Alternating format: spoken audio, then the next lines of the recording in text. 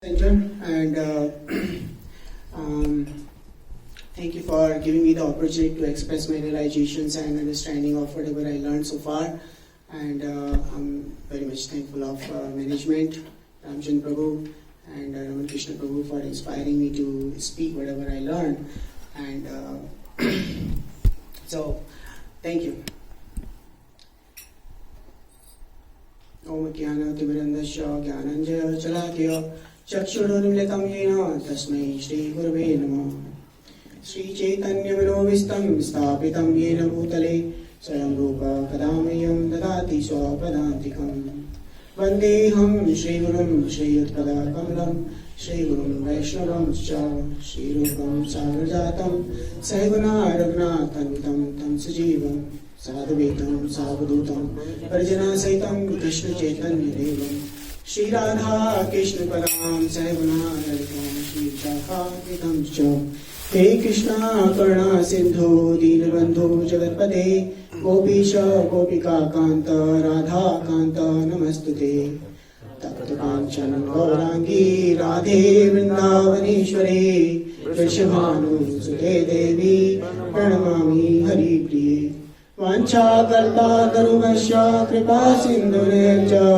Patitanam Pavanebhyo Vaishnavebhyo Namo Namah Jai Shri Krishna Chaitanya Prabhu Nityananda Shri Advaita Gadadhara Shivashadi Gaur Bhaktavinda Hare Krishna Krishna Krishna Hare Hare Hare Rama Rama Rama Hare Hare.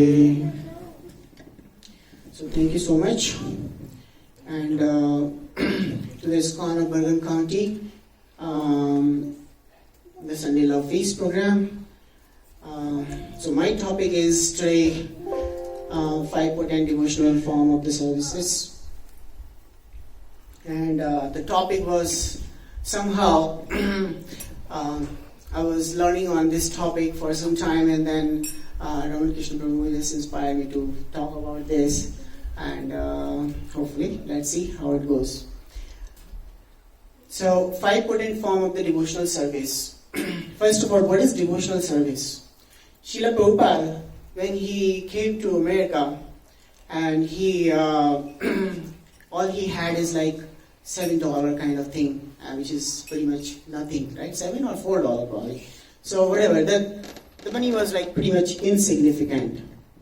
And he was dealing with all the hippies. The hippies who has no faith of any kind and gave up all kind of their processes, whatever they were doing, gave up even their own social status and doing whatever they wanted to do. And bringing the sublime knowledge of bhakti and explaining them and engaging them. So such a big task, right? So Srila Prabhupada came and he actually defined, actually there is no meaning, there is no English term for bhakti, but he somehow fit it to the word devotional services. So devotional services as such, we know devotion, we know services, but together that's correlated to something near to bhakti. So we'll discuss that topic today, and we are very thankful of our acharyas who has opened up the secrets of how to achieve this bhakti. And the 5 potent form of the services, the topic today is actually more like an essence, or more like even the secrets of the secrets, and given to us by none other than Srila Rupa Goswami himself. Now, you might be, some of us might not know Rupa Goswami. So Rupa Goswami is the chief acharya of our philosophy, Gaudiya Sampradaya, and we are all Rupanugada. So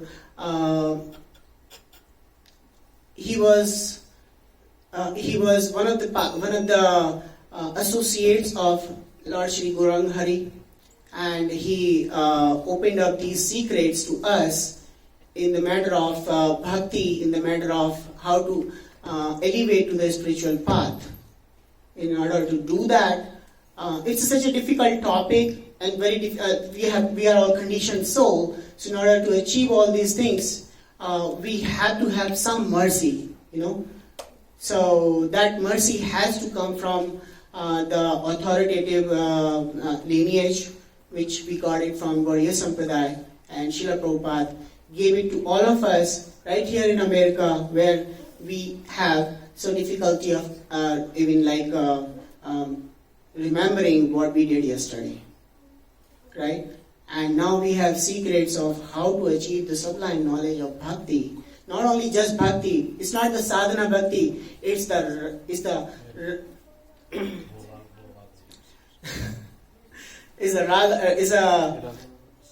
a sadhana bhakti. Then the upper level of sadhana bhakti is raga bhakti, right? So in order to achieve to that point, the sub-simple points residing in Mathura Dham, residing in any Dham actually, and Prabhupada actually simplified it further, that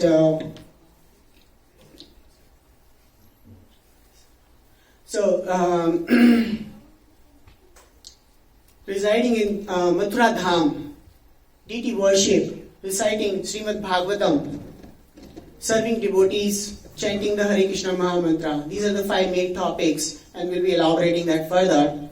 So, residing in Mathura Dham. So, first to bring all of you on the point of what we are discussing here, the Bhava Bhakti. Bhava Bhakti, the second stage of Sadhana Bhakti, right? And in order to get to that, what is Sadhana Bhakti? Sadhana Bhakti is what you follow the scriptures, what you do in order, like Vedic rituals, principles, you follow them in order to gain something from that. Like somebody wants money, somebody wants something else, somebody wants peace of mind altogether. Might be a good thing, but it's all sadhana bhakti. Now, in order to achieve to the raga bhakti, bhava bhakti from there, which is spontaneous love for Krishna. A spontaneous love means like you don't want anything in return. When you see your Lord, you just get affected by Him. You just want to reciprocate with your Lord, no matter how and what situation you are in. Sudama, he did not require anything.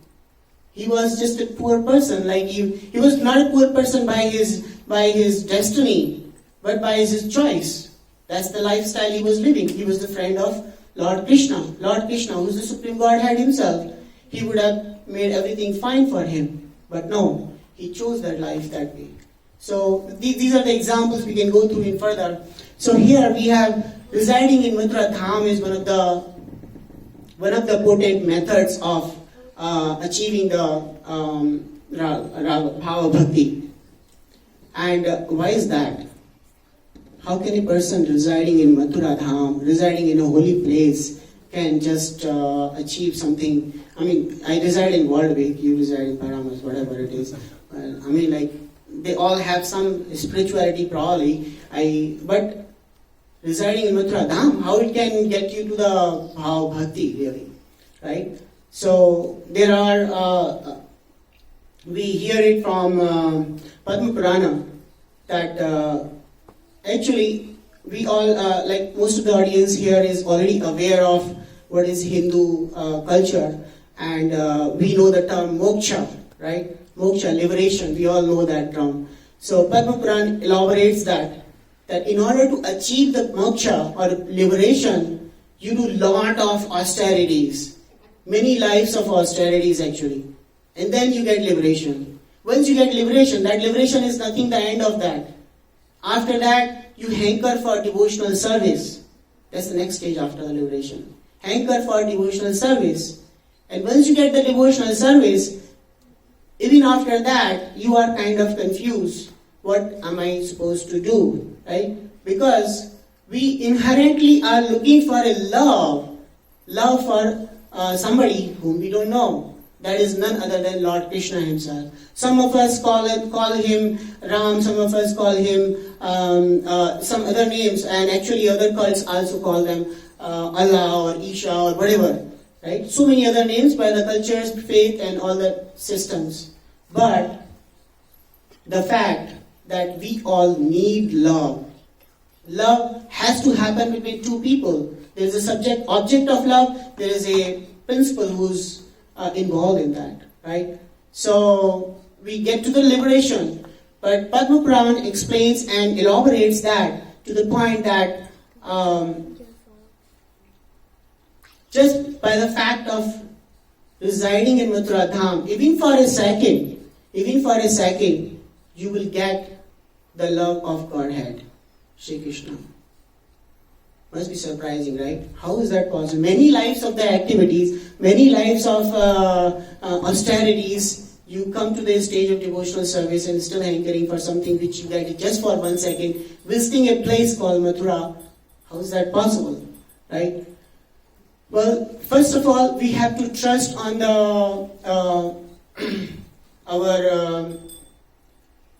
Vedas, our scriptures, our acharyas, right? So, if I ask you something, when you want to go to India, right? You book a reservation, right? Do you check who's going to fly that? Do you check it? Nobody checks it, right? Whether it will land in India or not, we don't know that, right?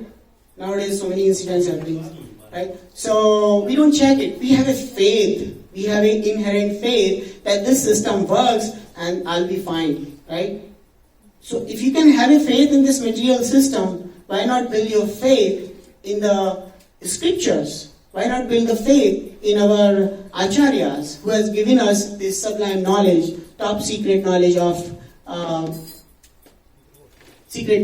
our Vedas, right? And not only just the knowledge, but they simplified it actually for us, right? So, Padma Purana is explaining us that just by mere 1 second living in Dham will get you to the point of liberation, point to the Bhava Bhakti. Now we'll just go to some of these stories. Like there's a Bilbo Mangal Thakur. Bilbo Mangal Thakur, he was actually a bhogi, literally a bhogi.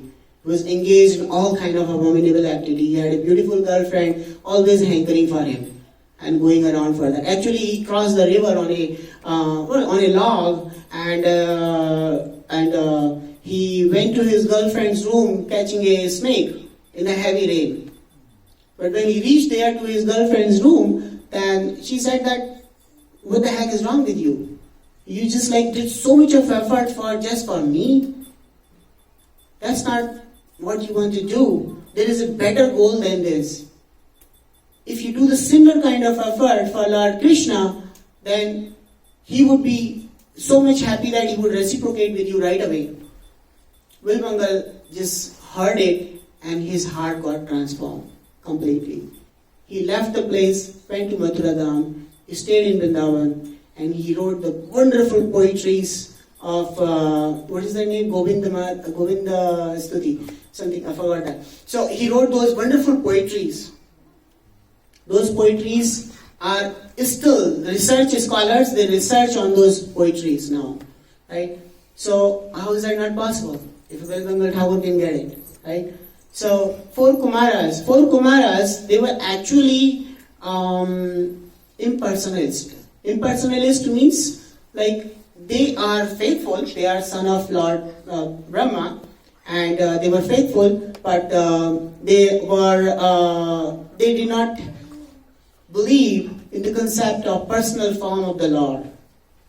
Right? They meditate on the stutis, they meditate on the shruti, but they did not accept the fact of personal existence of the Lord form. So when they went to a temple and they, by the Krishna's Lord's arrangement, they smelled the tulsi smell. When they got the tulsi's smell, they just got ecstatic that where is this smell coming from? This is not from this world. Has to be from somewhere else. So they're seeking that. Eventually, they got to reach Krishna's abode, and they got the Krishna's blessing eventually. So, such a sublime thing, these are small, for us it might look like the big people, right? But don't think that. Prabhupada himself came here, and what the knowledge he gave us is topmost knowledge. we may not realize it because we are so near to Prabhupada, but when you see it from the far point, how many millions, billions people are there? How many people are sitting in this room? How many people are able to accept this fact? How many people are actually hearing Krishna's name? Very few of them. You are one of those few of them. And because of that Krishna's name, we'll hear that further. Krishna's name, when it utters, when you hear it, when you utter it, that itself suffices the purpose of your life actually. But there's some complexities further. We hear the Krishna's name, right, immediately we do something funny things, right? So, anyway. So, we discuss importance of Mathura Dham. But there is another interesting fact. How do we get interest into that, right? We are all conditioned soul. Conditioned soul, we always look for, I go to my work and then after I go to my work, I forget about what's going on in this world, right? And likewise, there's so many things, everybody has their priorities. So, there's this next week, Chetan Charan Prabhu is coming. So, he gave this analysis of all of this. So, I steal from him. Textual description. So, something like, first of all, see, anything if you want to achieve, first we want to know what we have to achieve. Know what we want to achieve, right? In order to know what we want to achieve, you want to hear it, you want to read about it, you want to reach the people who know about it, right? So in this context, knowing about the glories of Mathura Dham, you reach the acharyas, you reach the person who has visited Mathura Dham, like Anand Prabhu visited just recently. So we should all reach him. What you did, right? When he explained us that, oh, I visited the Vrindavan Dham, Krishna Balram temple. So many ecstatic devotees dancing like mad. I'm just crazy. Why they are dancing like so mad? Because the holy name is so sweet. They don't know their presence of this world and they just forget about it. And thousands of people come from all over the place around that in Mathura and they just go crazy when Hare Krishna tune is playing in the Krishna Balram temple. Right?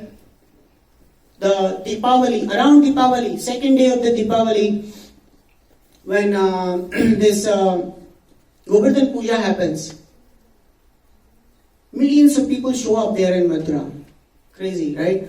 So they all, when we hear their ecstasies, when we hear the pastimes of how they are getting benefit of the visit of the Dham, right? So that just kind of generates some curiosity. What's going on?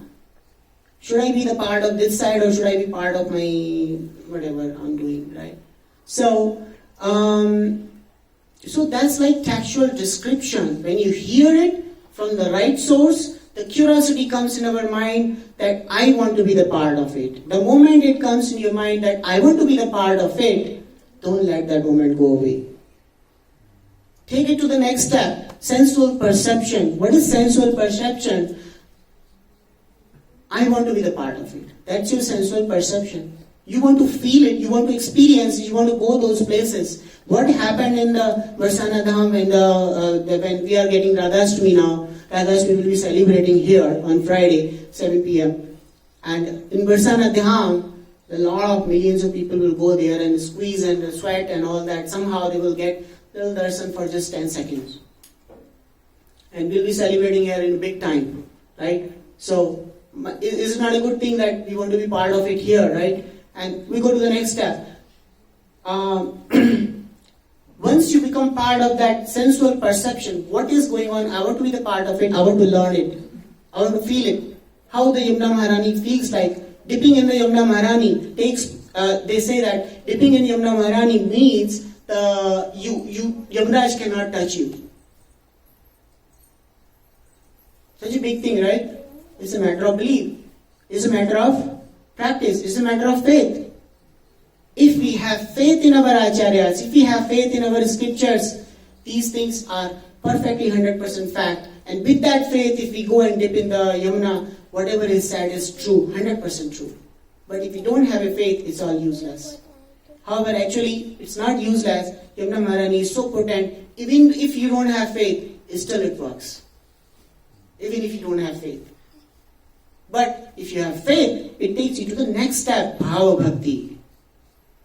It takes you to Bhava Bhakti. You realize, the realizations will come in your mind that if coming to this place is so wonderful, how great it will be serving Lord personally.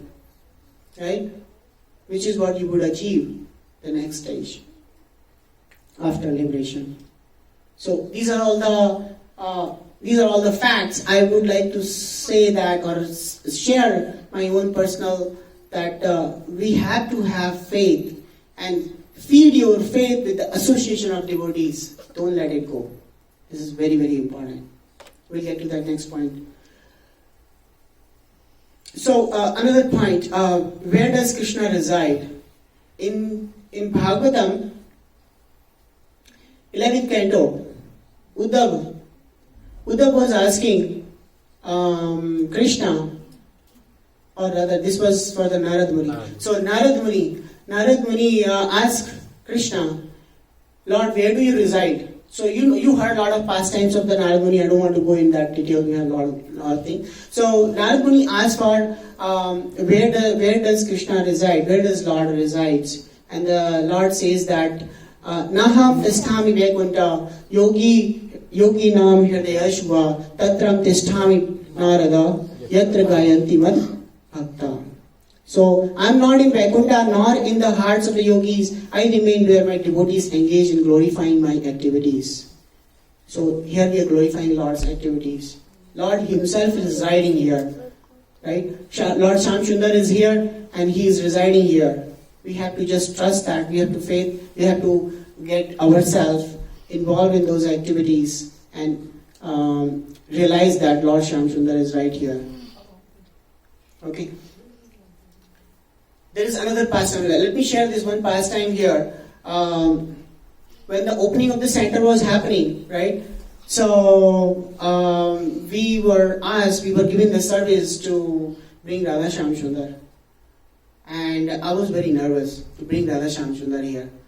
That, okay, how will we do it? Serving Radha Shamsundar, bringing them here and all that things, right? So we were very nervous actually. Me and my wife, we were both nervous about it. And that day we prepared Radha Shamsundar and we were about to leave. And then I started praying. And then when we pray to Lord, when we pray to our Guru, right? And we pray to Prabhupada, things happen. And a miracle happened actually. Now, we were just prepared to bring Lord, and a big eagle came right there in our lawn and started staring at Lord Radha Shamsundar, right there. Radha Shamsundar, eagle Radha Shamsundar, right in front of each other. I said, eagle is going to take by themselves or I'm going to take it alone, right? So, whatever. So the eagle stared after some time and left. And I prayed to Prabhupada. Prabhupada, thank you for giving me the signs of your blessings that we should go ahead for this. And these are the little things. These are the signs we get. Now, other people might think there was one time in Mayapur, like a while back, Mayapur, Gaura Nitai was tearing. And it was in the big news all over. Gaura Nitai in Mayapur is tearing. What happened? So scientists came.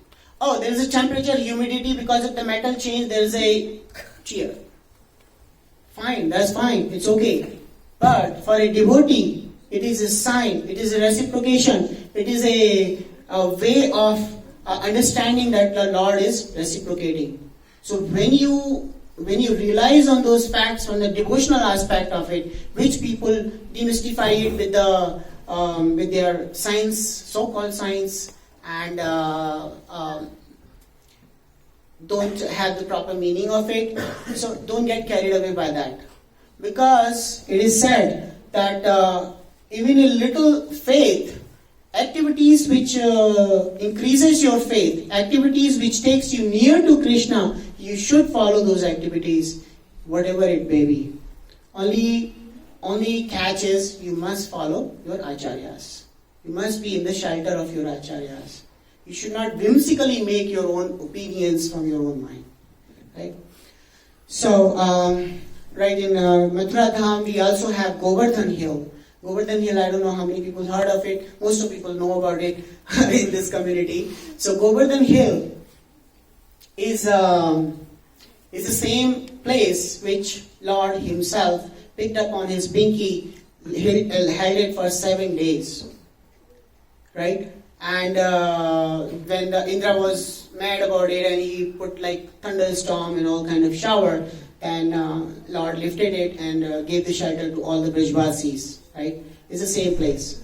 Now, our Acharyas, Srila Rupa Goswami, has explained it or revealed the potency of the Govardhan and potency of Braj-dham, potency of Radha Kund actually.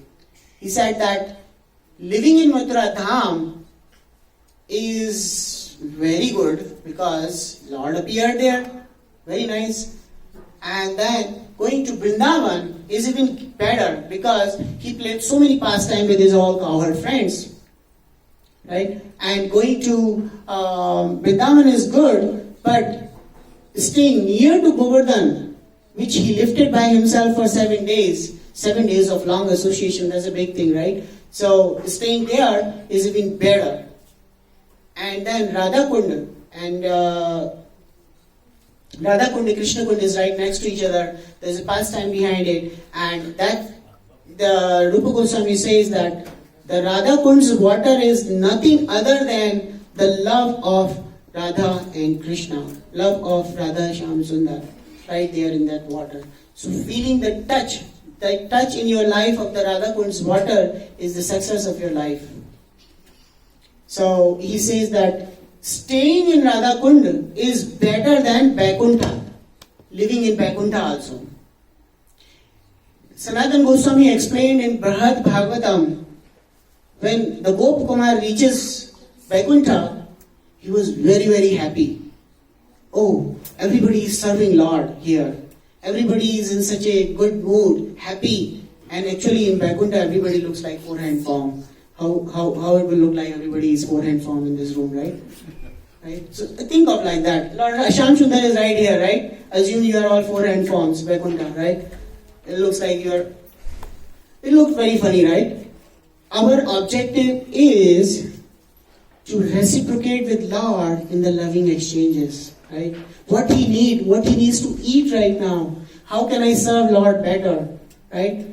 And so those loving exchanges happens in Vaikuntha, but they happens in the different mood. They happens in the now all the big exalted devotees come, I get nervous. So these all this Vaikuntha. So the Gopakumar, when reaches the Vaikuntha, he was after some time he loses his interest in the Vaikuntha's happenings there, and he says something is missing in this. I saw my Lord Gopal. When I saw him, the kind of love I got, I'm not getting it here. Something is missing. He goes, he prays to his Guru Maharaj that, Guru Maharaj, help me. What is that missing? I'm not getting the same love in Vaikuntha. Please help me. And his Guru Maharaj then appeared and he gave him the secret that carry on, your journey is further. So he moves on. From Vaikuntha, he goes to then Goloka. When he goes to Goloka, I'm just shortening it, it's a very long story actually. So when he reaches the Goloka, and he sees the Radha Shyam Sundar's form on the lotus, the big lotus with the Ashtsakhi serving them, and in an elaborate manner, such a wonderful scene, just think of it. There is a bhajan, what is that? Vrindavana Ramya Tale, right? So, such a nice bhajan in that. So that bhajan describes what Gopakumar saw there in Goloka. Right? And after seeing that form of the Lord, he got completely satisfied. So that is our goal. And that goal, believe it or not, Prabhupada has made it so easy for us, gave it us right here in America. All we all need to do is take it to the heart, read his books, and accept what he's saying, and meditate on that. Come sincerely to the center, maybe they'll take it more further. Okay, so far going well, I hope. I'm not boring you guys, right? Thank you. So we go to the next step, deity worship. So deity worship, I covered some of the part of the deity worship, what we have experienced, Lord Radha Shyam Sundar service all this time, right? And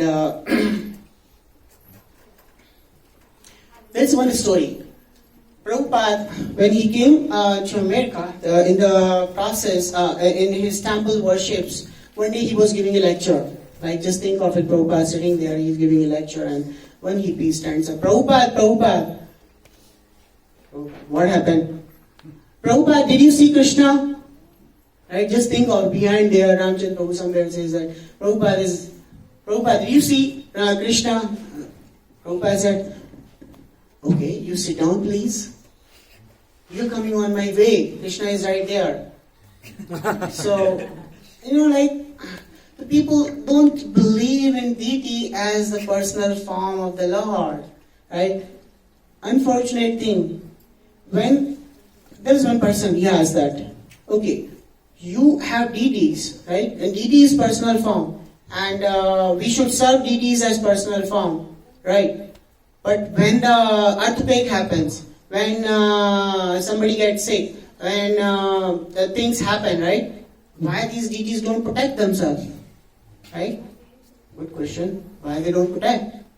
Very good question.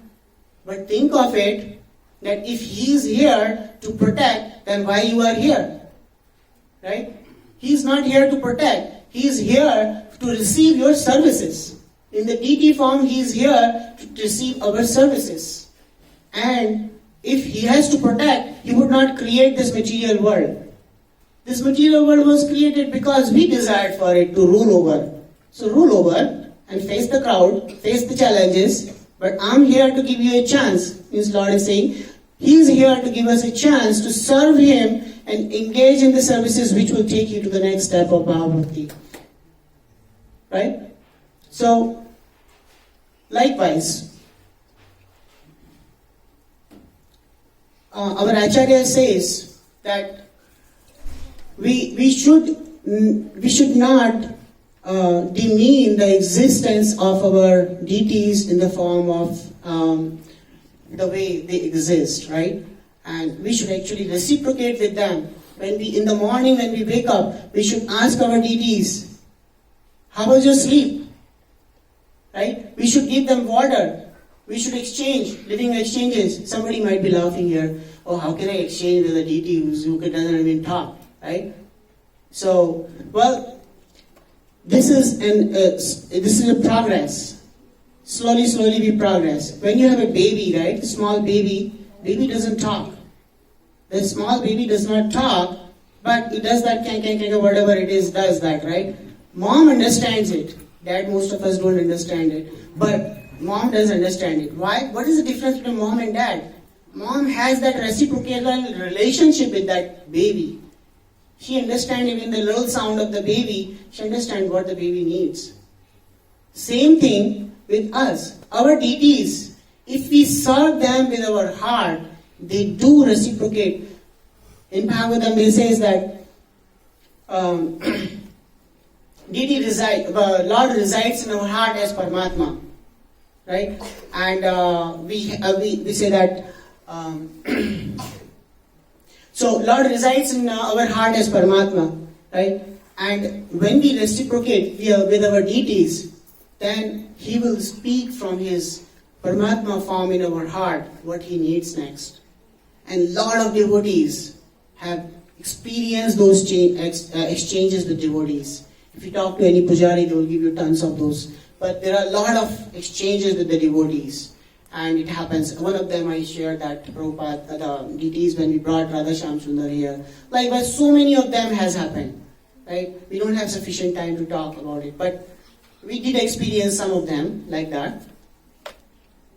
So, I'll just read this little snippet from Rupa Goswami. Rupa Goswami says, my dear friend, if you still have any desire to enjoy the company of your friends within the material world, then don't look upon the form of Krishna, who is standing on the bank of Kesi Ghat. He is known as Govinda, and his eyes are very enchanting. He is playing upon his flute, and on his head there is a peacock feather, and his whole body is illuminated by the moonlight in the sky. Such a wonderful explanation, but Rupa Goswami is taking it sarcastically explaining that hey, if you want to enjoy this material world, don't even go near and look at the picture of the Radha, the Krishna, who's standing right near to the Kesi Ghat and dancing with the peacock feather. And so, what does that mean? He is actually giving us the message. Rupa Goswami is giving us the message that Lord in his form is so attractive, so wonderful, that once you get the taste of his appearance, once you get the taste of his form, then you will never forget it, no matter what you do. So, in order to get the taste of the Lord's form, our acharyas gave us 9 processes of bhakti: Shravanam, Kirtanam, Smaranam, Vandanam, Padisevanam, Dasyare, Pujan, Sakijana, Atmanivedanam. What is it? We don't have sufficient time. But what is it? Shravanam. It starts with Shravanam. We hear the glories of the Lord. We utter his name, Kirtanam, and we Smaran. We remember him. Remember him. When we remember Lord and his appearance, his pastimes, in that way, he actually wipes off all the contaminated areas of the memory, and the proper memory settles in the right place, right? And Vandanam. Then once it is all decontaminated, then we can actually do the prayers to the Lord, Vandanam, right? And we do the Pada Sevanam, and you can do the Dasyare. Means like you, Prabhupada gave us that our reciprocation with the Lord should be in the Dasa form. There are 5 forms of reciprocation with the Lord. We start with Dasya, Sakhya, Madhurya. No, Madhurya is the last. And so we go Sakhya, and we go all parental love, and then Madhurya at the end, right? But how do we do that, right? So this is something like everybody, in order to exchange the love, in order to exchange your relationship with any of your relatives, you need to have some relation, right? If you have that relation, then you can call with that relation that this is my mama, pupa, whatever it is, right? So all that. So that our Acharya is giving the same thing, that we need to have that relationship, right? And then we can do the proper seva for our Lord, and at the end we need to submit ourselves to our Lord in full. That's Atmanivedanam. So far, it's okay? Alright. So, we covered this topic already. So,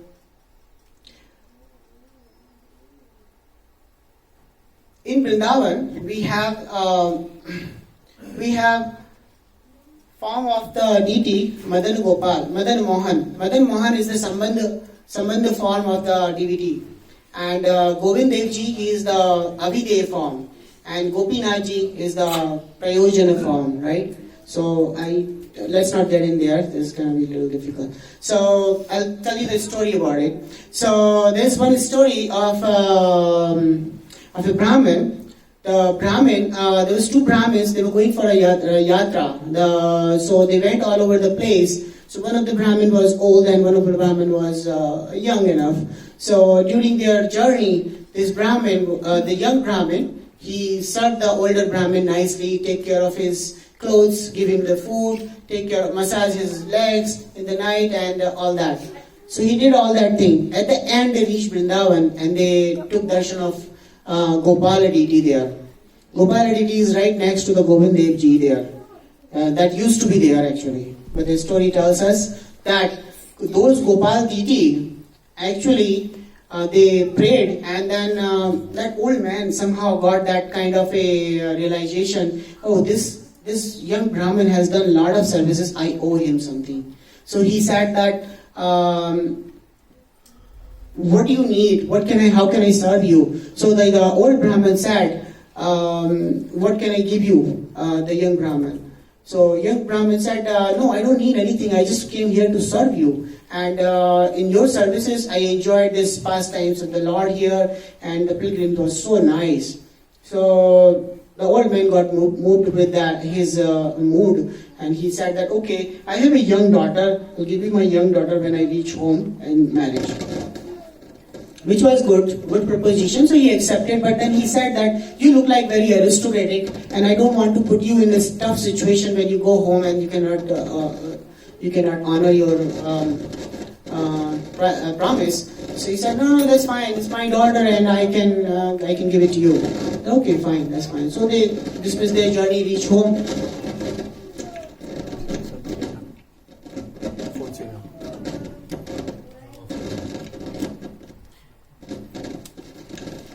So they reach home, and once they reach home, the young Brahmin reaches their home and asks that, hey, you promised me that you will give me your daughter. When he reaches there, the old Brahmin says, oh no, I did not give you any promise like that, because he was scared of his son. His son don't wanted to give his sister to the young Brahmin, poor Brahmin, right? So he was not happy about it. So he thought that there's something wrong. The old Brahmin looks like faithful, but he is not able to honor his promise. So what do we do? So he came the fact that, he gave the promise to Gopal deity, in front of Gopal deity. So he said, okay, let me go to Gopal deity and then ask him, maybe he can witness.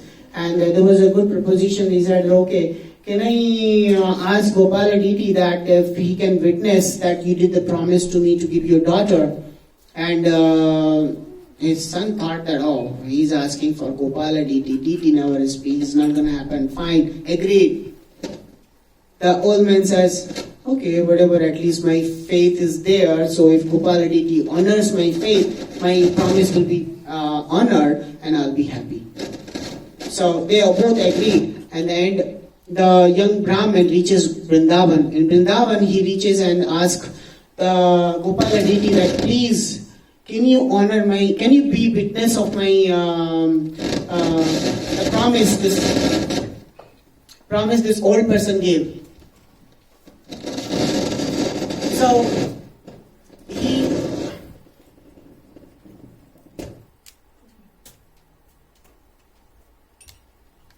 Log in.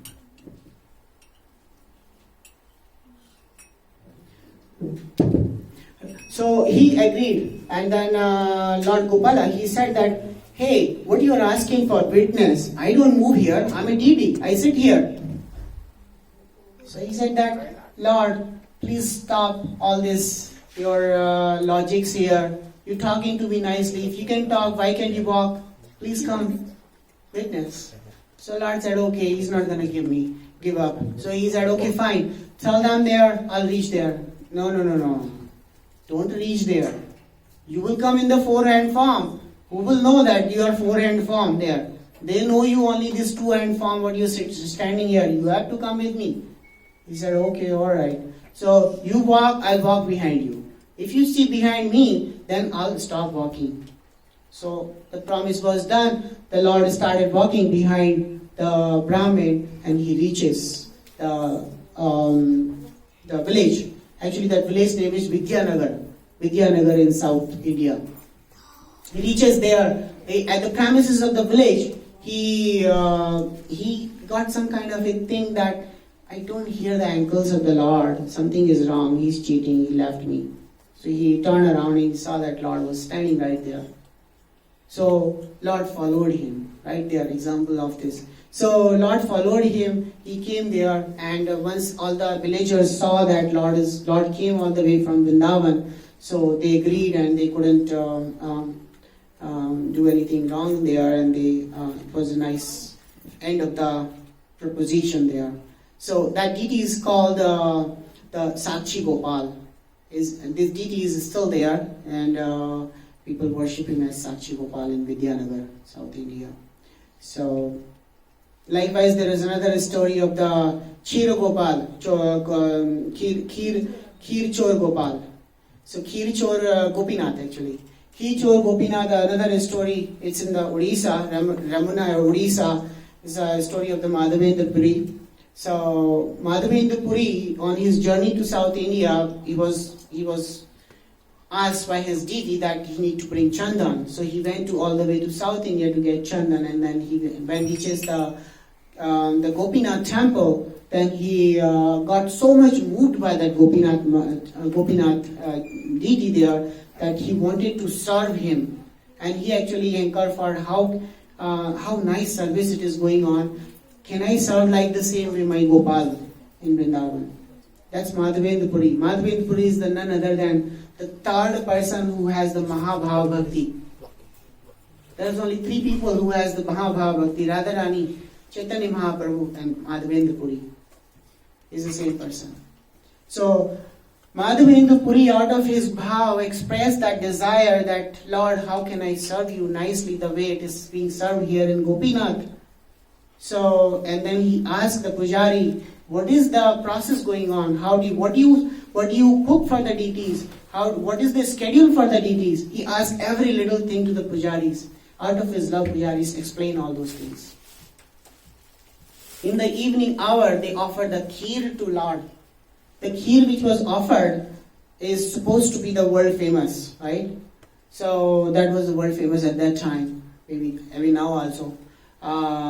So that kheer, Madhavendra Puri was moved with that. He said that I want to cook that kheer. May I maybe can have a taste of it? And the moment the thought came in the mind that he can test the kheer, then he felt very morose that why did he get that thought of tasting the kheer even before serving Gopinath? But he is a pure devotee. Pure devotee, the Lord resides in the pure devotee's heart. He knows everything, right? So Gopinath knew that, and in the evening they offered 12 pots of the kheer. One of the pot was stolen by Gopinath himself. Gopinath himself stole one pot, hid behind the skirt, and told the pujari in the night that, hey, take this kheer pot which I hide it behind that altar and give it to Madhavendra Puri. He's staying there in that cot, whatever. And he reaches there and he told Madhavendra Puri, you are one of the lucky one. Lord Gopinath himself stole the kheer just for you. And Madhavendra Puri became so happy, he accepted the prasad. He not only tasted the kheer, he cherished the pot. He ate the whole pot in the several days of the time in his journey, returned back to Vrindavan. That is bhakti. That is the bhakti we need to hanker for. This is what the deity worship is. We need to hanker for that deity worship. When we have that deity worship with a full faith and full determination, with that love and reciprocation, then deities do manifest. They play their pastimes even now. So let's all pray to Prabhupada that he give us those blessings and we can do the justified services to our deities. Hare Krishna. I'll move on to the next topic. Time is less, so I'll just rush through the other 2 topics, very deep topics. Reciting Srimad Bhagavatam. Reciting Srimad Bhagavatam, no doubt, can take you to the Bhava Bhakti, from Sadhana Bhakti. I'll just come to the quick point here. Most of the people, when they do the Bhagavatam, there's a saptah, they organize a saptah, they spend thousands of dollars, right? In India, they spend crores of rupees to set up that Bhagavatam and play around, and they do the big festival, right? But what is it? That Bhagavatam is a sublime, the scripture. It's Bhagavatam is actually given by Vedavyas at his mature stage. It's Amal Puran. Amal Puran means it's the top of it, and he's like, in the mango tree you have mango, and then mango pulp, the sweetest mango's pulp. That is what Bhagavatam is. And Bhagavatam is none other than the Lord himself, right? So all those glorifications goes to that. Go back to the rituals. People follow so many rituals, saptah, this, that, spend so much of money, but they don't have that faith. When the reciter is reciting the Bhagavatam, they don't have time to hear that, right? How unfortunate that situation is. Bhagavatam will not manifest in your heart if we don't give it a sincere time. We need to give it a sincere time with a full faith under the shelter of the acharyas, under the shelter of the guru. Then only it will act and will give you its full form. So Bhagavatam is none other than Lord Himself. We have Bhagavatam here. Those who don't have it, take it. The Badha Purnima is coming. Badha Purnima, what is the date, Madaji? September 30. Right there, around the corner, 2 weeks. So Badha Purnima is the day when you invite Bhagavatam to your home. Then Bhagavatam manifest and give you the blessings of, they say like if you have Bhagavatam in your home, then Lord Himself manifests and that gives you the next step to your sadhana. And yeah. So we have the Bhagavatam on a special sale for the Bhagavatam. Yeah. So we have this Bhagavatam right here. So those who don't have Bhagavatam, please reach Arundhati Mataji, or you can reach me or any of the devotees here. We can help bring Bhagavatam to your home and install the Bhagavatam. Bhagavatam. Now, if those rituals are not really the right thing, then what is the right thing? Right thing is hearing Bhagavatam from the acharyas, under the shelter of the acharyas, and with the full attention. It does not need like hundreds of thousands of people. It does not need like crores and millions of dollars. It just needs a simple heart dedication and the acharya right in front of you. Prabhupada is our acharya. He demystified the whole of the Bhagavatam. He wrote the translations in the simple language in English, and now it's available in all many languages, 40 languages, something like that. Hindi, English, Telugu, Tamil, whatever language you speak, is available. Reading that Bhagavatam, taking the blessings of the acharyas will take you to the next step, Bhagavatam. So now, how does it work? How does Bhagavatam work? Bhagavatam has so many pastimes. What is actually Bhagavatam? Bhagavatam is Lord Himself in the book form, and Bhagavatam consists of the stories of the devotees and the Lord, the exchanges of the devotees and the Lord, in such a form that canto after canto, story after story, it will take you to the next step, to the step that there is no way you can not have love for Bhagavatam. Right here at my home, we do like my daughter, she loves Bhagavatam every Thursday and Friday from Arudha Mataji. She teaches her Bhagavatam. Initially, when she was hearing it, she did not know what is Bhagavatam really. So, but when she heard it, now I can see. When the time comes, she can correlate the questions, she can correlate the incidents, what happened in the Canto 1 to the Canto 7, Canto 9. So she can correlate those things, right? When you can correlate means you have a common understanding of what happened here, what happened there, how it is relevant to us, right? So this is just the intelligence part of it. So reading Bhagavatam actually increases your intelligence as well. There's so many examples in ISKCON. The kids adopted Bhagavatam at their childhood. They became great in their career, material as well as spiritual. This Radhika Raman Prabhu, you search on the internet, Ravi Gupta. He's a PhD, double PhD owner, and he speaks about the philosophy in the university, and he's a professor actually, and so successful in such a short age. Why? Bhagavatam. There's a girl in Edison. She's 14-year-old. She's learning Bhagavatam at her age 6-year-old and onward. Today she can recite Bhagavatam Canto 1 nicely. Recitation is not just the end of it. Manifestation of the Bhagavatam in your heart, realizing that, sharing with the people that what they understand at such a short age is a big thing. People sit in the Vyasasana over there, but they are not able to even explain the basic things of how that thing happened. These kids in ISKCON are rising up with the knowledge, with the realization, and the things which is very difficult to achieve for a person. So this is what? This is a mercy of the Lord. This is a mercy of Prabhupada, mercy of the Guru. And Bhagavatam, its potency showing up in the form of those successes of those kids. So I urge all of you to please have faith in Bhagavatam and take it to the next step, take it to your home, read it. Even a single line of it will take you to the really, really success in your life. Please take it. We don't have sufficient time, so I'll just rush through with that. So many stories I wanted to share about Azamil, Parikshit Maharaj, but let's just move on, right? I just want to maybe just take this one story.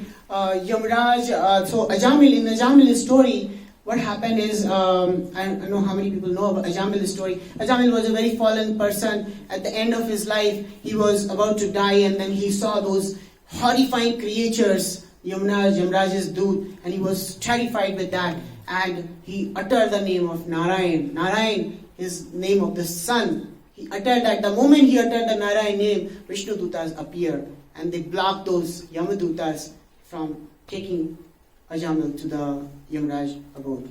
Right? The story is long, but the little part of that I would like to share as my own realization. During the course of the conversation between the Yamadutas and the Vishnu Dutas, Yamaduta and Vishnu Duta are fighting that, hey, this guy is abominable, I have to take him to the Yamlok. Vishnu Dutas are saying that no, he recited Lord Narayan's name, he is Vaishnava. All the sins are gone. So right there is a message. When you utter the name of the Lord at the time of your death, you are, whatever sins you have done is all clear, and you are a clean chart to go to the Vaikuntha. Lord, the Vishnu Dutas themselves come and they take you. So in this conversation, those Yamadutas got very, very unhappy. Just think of it. You manage a team of 10 people and something happened. You cannot protect your person who's working for you. Right? And you say, oh, sorry, man, I cannot help you. So when that happens, what do you feel? You lose the faith in your manager. So same thing happened to those Yamadutas. They lost the faith in Yamraj. Hey, what's going on? Is there somebody else other than you? Right? These Vishnu Dutas took away our client. Right? This is not good. Right? You have to do something about it. So then Yamraj opened the secret. Hey, no, I'm just a servant. The Lord Vishnu, Lord Krishna himself, he is the proprietor of all the things. And actually those who wear the Kanti Mala, those who take the dip in the Yamuna river, those who are uttering Krishna's name or Vishnu's name or Vishnu's forms, Vishnu Tattva's name, we cannot touch them. Then Yamaduta said, oh wow, if that is the thing, then we are gone. We don't have any case there. So then in that particular snippet, Prabhupada explains this. Right here the secret. Hear that. So Prabhupada explains that in this world, the ISKCON centers are there. Lord's name has been recited. You hear it every week. Take it to home, recite that also. There is no way Yamaduta comes to your home. Vishnu Dutas will reside there, serve you, right there. There is no way Vishnu Duta, the Yamadutas can come there. So right there, that is the purport there. I'm just giving a short line with a little salt in there. But the Prabhupada's purport explains that in that Bhagavatam, that Vishnu Dutas and Yamadutas are together giving us, the Yamadutas are taking away the malicious, and Vishnu Dutas are protecting all the devotees. So let's be in the association of devotees. Next topic, devotional services to the devotees. Devotees. Who are devotees? Devotees are those who are serving Lord, right? Those who are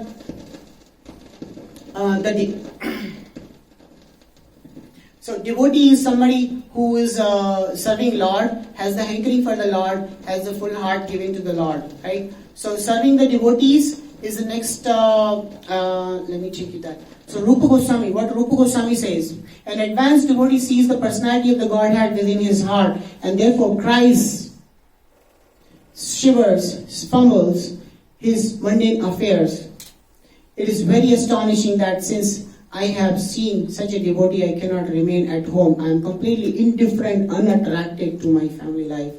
Okay, let's not get in there. Narottam Das I'll tell you the story of Narottam Das. Narottam Das is one of the acharyas in our lineage.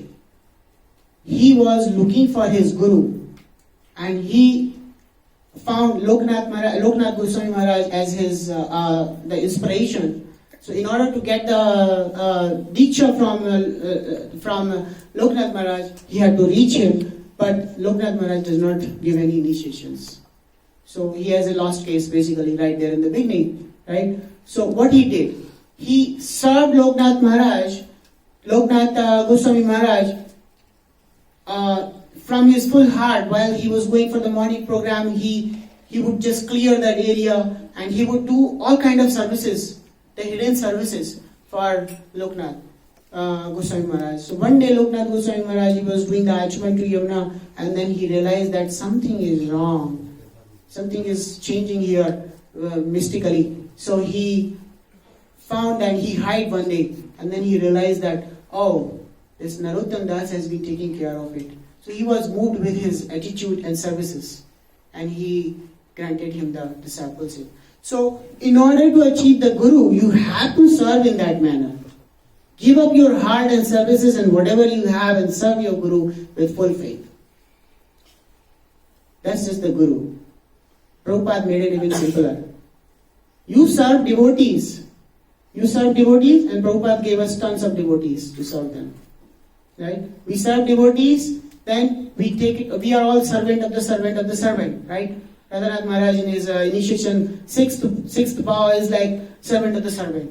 You have to serve the servant of the servant, right? So, like that, we build that mood of servant of the servant, which will give us that kind of a humility, the humbleness, that way we can serve devotees nicely, right? There's a okay, time is running out, right? So I wanted to share the Malti Mataji's story. Malti Mataji, Prabhupada's disciple, she was the cook in charge of Prabhupada in India. They were going in the train, and she was told that, okay, Prabhupada's lunchtime, but Prabhupada doesn't eat anything, so somebody has to cook for him. So Malti Mataji goes to the restaurant. In India, you have those carts, right? Train carts. So she goes to the kitchen cart, and she says that, I need to cook for my Guru Maharaj. Prabhupada is here. I need to cook for it. And then this person says, what? First of all, you're a foreigner. You don't look like you know anything to cook. But what are you going to cook here? This is a rough place. You can't even move a vessel here. So she said that, no, I have to cook for my Guru Maharaj, and please give me a way. So he refuses. The person refuses. She does not talk any further. She just stands on the door of the train and says, I'm jumping down the train if you don't let me cook. The person got scared. He let her cook. So this is the faith. This is the devotee service. When you have a faith to your Guru, when you have faith to the devotees, then you can build that mood and serve the devotees nicely. We have a lot of examples right there. We just had the Janmashtami festival. On Janmashtami festival, there are like at least 500 people showed up here. All new people, many like long timers of the ISKCON. They were all serving, right? I saw many of those devotees who have fast since morning, not taken even the water since morning, serving continuously. What do you need, Prabhu? What do you need that? What do you need? The devotees come, offer them prasad. I'm hungry, but I'm offering prasad, right? So like that. So taking care of the basic needs of the devotees, right? Is it not normal when you do the basic services? Just think of it. When you give a little food to the hungry person, does it not invoke the piety in your heart? It does, right? So think of serving a devotee. Serving a poor beggar brings the piety in your heart. Then serving a devotee who is Lord Krishna's devotee, right?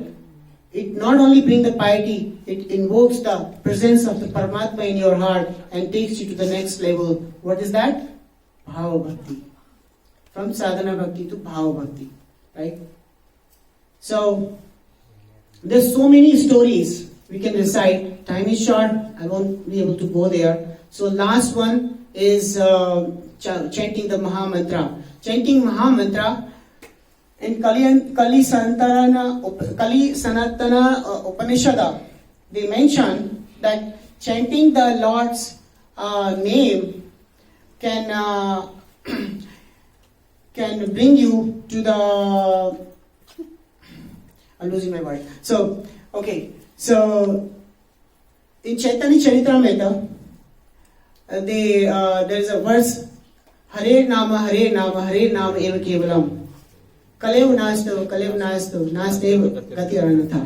Right? So, in Chaitanya Charitamrita, Mahaprabhu, he elaborated the importance of the Mahamantra.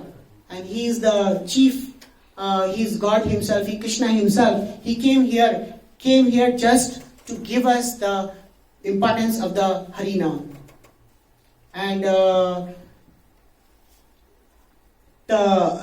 importance of the Harinam in the form of the Naam means like Krishna's name. Krishna's name is none other than Krishna himself.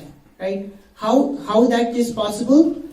That is being elaborated in Bhagavatam, elaborated in so many of the Chaitanya Charitamrita incidents. And there's a Prabhupada's favorite thing is like when you are calling for gulab jamun, right? When you call for gulab jamun, you call gulab jamun so many times, gulab jamun taste does not come in your mouth. Not even the taste, forget the gulab jamun, right? So gulab jamun does not have the same nature of the gulab jamun himself, right? But when we chant the Krishna's name, when we chant Krishna's name with the full faith, the taste of the Krishna's name appears in our heart, and it brings us to the realization of his pastimes, right? And in Sikshastakama, it has been explained how it works. It works like when you chant Krishna's name, the name goes in our heart. In the heart we have a lot of dust. Paramatma resides in our heart. When he hears the Lord's name, he becomes so happy. He says that, what is this dust around me? Let's clean this dust. He cleans the dust. And slowly the cleaning dust means we become more purified. We become more affectionate to the Lord's name. And we recite Lord's name more. The more we recite Lord's name, the next we become more ecstatic. Right? We feel like we should have thousands of mouth. We should have thousands of ears. Which is what happened. Srila Rupa Goswami the second time when he met, first time he met Mahaprabhu in Puri. Then he recited a verse. That verse was stuck in his cottage in the top. Mahaprabhu came in the morning. He said, Rupa, where are you? Rupa was somewhere taking bath or so. So he found that slip. That slip had the verse. That verse exactly had this meaning of importance of the name of Hari, the importance of the name of the Krishna, right? How it works. Rupa Goswami said, when he heard Lord's name from Mahaprabhu, he became so ecstatic that he desired for I should have thousands of ears, I should have thousands of mouth to recite Krishna's name so that it can become manifest in my heart. So let's chant Hare Krishna, Krishna Krishna, Hare Hare, Hare Rama, Rama Hare Hare. So time is short. I wouldn't take too much of time. There's a lot of things can be spoken on these topics. Very interesting topics. I appreciate your time. Thank you for giving me this valuable time. And please forgive me if I said too much on something. And thank you.